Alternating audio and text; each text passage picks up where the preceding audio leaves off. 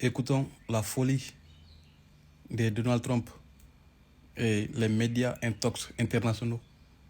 Écoutez, n'oubliez pas de vous abonner, liker et partager dans toutes les groupes, les gars. On passe à Cuba. On passe à Cuba, c'est important parce que les États-Unis ont commencé à élaborer des options militaires contre Cuba. C'est ce que disent nos confrères américains de CBS, alors que, et ça c'est vraiment l'image là, en ce moment, des images de manifestants. On est à La Havane, Cuba, cet après-midi, devant l'ambassade américaine. Regardez ces images, elles sont fortes parce que elles sont pour l'histoire, celles-ci, vraiment. Et regardez une autre image maintenant, le porte-avions américain Nimitz est arrivé tout près de Cuba pendant ce temps-là. Oui, Trump accroît la pression sur Cuba. Mais donc, les États-Unis ont commencé, au-delà des images, à élaborer des plans. Quelles sont les options? Quel scénario? Vers un scénario à la vénézuélienne, on va se poser toutes ces questions qui sont très sérieuses et on le comprend toujours plus d'heure en heure avec Xavier de Giacomoni. Xavier, l'armée américaine se déploiera autour de Cuba, enfin se déploie même actuellement autour de Cuba. Quelle est son armada à ce jour sur place? Elle est en train de se déployer, vous le disiez fort justement. Voilà l'armada, le Nimitz. 333 mètres, 5000 hommes, une soixantaine d'avions capables de frapper Cuba. Et puis on voyait sur l'image précédente, un porte-avions, c'est toujours tout un groupe aéronaval. Parmi ces bateaux, vous avez des destroyers notamment qui sont capables de lancer des missiles Tomahawk sur Cuba. Ce qui est intéressant, c'est que le Nimitz, c'est le premier porte-avions de la classe Nimitz. Il est entré en service en 1975, il y a 51 ans. C'est le plus vieux porte-avions américain, mais c'est un peu tout ce que les Américains avaient sous la main pour pouvoir faire cette pression sur Cuba. Légèrement occupé par ailleurs. Légèrement occupé par ailleurs, effectivement. Mais ça suffit, ce groupe aéronaval suffit très honnêtement pour rayer Cuba de la carte. Alors c'est peut-être pas ce qui va se passer tout de suite, mais Trump avait aussi parlé de déployer, dès que la guerre en Iran était terminée, l'USS Lincoln. Alors les Américains ont aussi une base, bien sûr, Guantanamo Bay, qu'on connaît bien pour les détenus, notamment d'Al-Qaïda. Elle est totalement au sud-est de l'île. Et cette base, en fait, elle est très importante pour la logistique, mais elle pose un énorme problème. On n'a pas écrit... Ah, on va remettre la carte.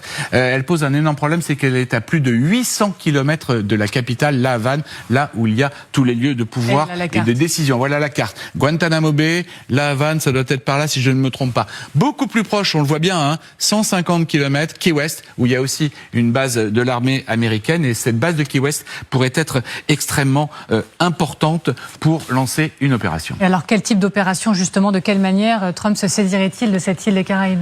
Alors, militairement, on peut dire qu'avec le blocus de l'île, l'opération a déjà commencé, en fait, parce qu'un blocus, c'est déjà un acte de guerre. Alors, ensuite, les F-18 du Nimitz devraient détruire le peu de radars de défense antiaérienne qu'il y a sur place, avec les EA-18 aussi. Et puis après, on le voyait sur l'image, la 82e Airborne, les parachutistes pourraient sauter sur l'île pour saisir le plus rapidement possible les lieux de pouvoir. Ils pourraient être appuyés par les Marines qui débarqueraient avec des bateaux amphibies, mais une opération lourde quand même. C'est un grand pays, Cuba, accessible pour les États-Unis, mais le plus compliqué viendrait évidemment ensuite. Il faudrait tenir le pays face peut-être à une guérilla. Alors, la question qui revient à chaque fois, Xavier, serait-il possible pour les Américains de capturer Castro comme ils ont capturé Maduro?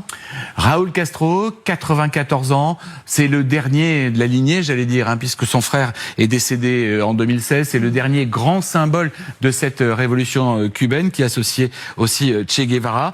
Il a été inculpé le 20 mai dernier par la justice américaine. Il est donc aujourd'hui classé dans la catégorie des fugitifs. Ça veut dire que la justice américaine pourrait chercher à s'en saisir. C'est une cible de choix, même s'il ne dirige plus le pays depuis 2018. Il garde quand même une très forte influence à Cuba, mais il n'est pas certain que les États-Unis trouvent autour de lui des compagnons.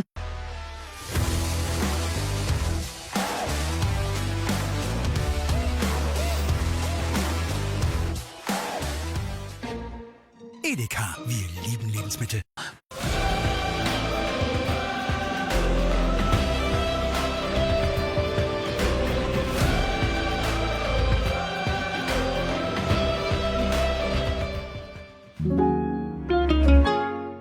Prêt à le trahir comme Maduro au Venezuela, c'est pas sûr du tout, mais dans la même veine, dans la même genre de question, y a-t-il à Cuba une Dulcy Rodriguez, au pouvoir actuellement à Caracas, prête à prendre le pouvoir avec un minimum de légitimité? Enfin, évidemment, Amélie, une opération réussie, il faudrait la réussir. Il faudrait pas faire comme la baie des cochons, ce débarquement totalement raté en 1961, où il y a eu une centaine de morts et 1000 prisonniers parmi des exilés cubains. Il n'y avait pas de soldats américains. Une opération réussie à Cuba aurait pour avantage pour Donald Trump de détourner l'attention de l'Iran. Avec ces images d'archives de 61 pour vous accompagner. La baie des cochons. Voilà, ça nous permet de visualiser un peu mieux quand même de quoi on parle. Merci beaucoup. Un fiasco qui reste gravé dans l'histoire américaine tout de même. Merci beaucoup Xavier de Giacomoni. Alors je sais, vous n'avez pas de boule de cristal, Jean-François Bureau, mais selon vous, la question est-elle désormais, n'est-elle pas quand Trump va attaquer Cuba plutôt que s'il va attaquer Cuba? Je dirais qu'il y a une question préliminaire. C'est est-ce que ce focus qui est mis sur Cuba ajoute après l'Ukraine, après l'Iran et après la visite à Pékin, tout de même, ajoute un chapitre supplémentaire et le Venezuela, bien entendu. C'est-à-dire que est-ce que aujourd'hui, à travers Cuba, Trump n'est pas en train d'essayer d'ouvrir un nouveau front qui a un retentissement sociologique, politique aux États-Unis extrêmement fort. La communauté cubaine, alors là, c'est en Floride. Le secrétaire d'État est d'origine cubaine. Tout à fait, Marco Rubio est d'origine cubaine. Et c'est une base républicaine. Et c'est une base républicaine. Donc, c'est peut-être aussi une façon pour lui de corriger finalement les impasses dans lesquelles il s'est mis lui-même, notamment en Iran, que d'ouvrir ce front sur Cuba. Maintenant, est-ce que c'est vraiment du domaine de la force militaire dont il a besoin? En vérité, la pression économique à Cuba, l'électricité ne fonctionne pas. Oui. À peine 2 à 3 heures par jour. C'est ça, voilà. Je crois. Bon, donc, on voit bien qu'il y a des moyens non militaires pour faire tomber le régime qui peuvent exister. Alors, on a vu cette semaine, on en parlait dès lundi, ces informations que les renseignements américains ont laissé fuiter, selon lesquelles Cuba se serait muni de 300 drones d'origine en plus russe et iranienne. Et beaucoup ont dit, attendez, tout ça n'est qu'un prétexte. En gros, c'est une manœuvre pour construire une menace cubaine contre les États-Unis afin de susciter le soutien et de justifier une action militaire. Vous êtes d'accord? On y va tout droit et de manière potentiellement un peu déguisée? Alors, plus ou moins déguisé. Le Cuba, c'est quand même une histoire assez longue aux États-Unis, en tout cas pour le XXe siècle. Aujourd'hui, il y a aussi beaucoup d'accusations que ça soit une base de renseignement, notamment russe et chinoise, qui pour les Américains pose problème.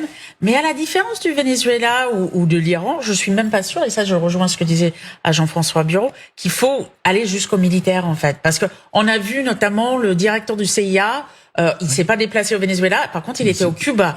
On voit beaucoup. C'est une image étonnante ça. Ce qui est très étonnant, ce qui veut dire qu'il y a quand même des négociations entreprises probablement en interne. Le directeur du CIA, il se déplace pas comme ça. Mais on avait vu quand même beaucoup de négociations avec Dulcy Rodriguez avant la chute de Maduro aussi. Oui. Il y a peut-être un indice. À la différence, si on enlève Castro, il est quand même très vieux. Je suis pas sûr qu'il finisse en prison en fait. Alors oui, effectivement, ça peut. 14 ans. Ça n'ira pas au bout des procédures, mais Donald Trump lui dit qu'il veut libérer Cuba. Il l'a dit encore il y a 2 jours. Regardez. Ils n'ont aucun moyen de subsistance. Ils n'ont ni nourriture, ni électricité. Ils n'ont absolument aucune énergie. Mais ils ont des gens formidables. J'ai tellement d'amis cubains, surtout à Miami, en Floride. Ce sont des gens et des entrepreneurs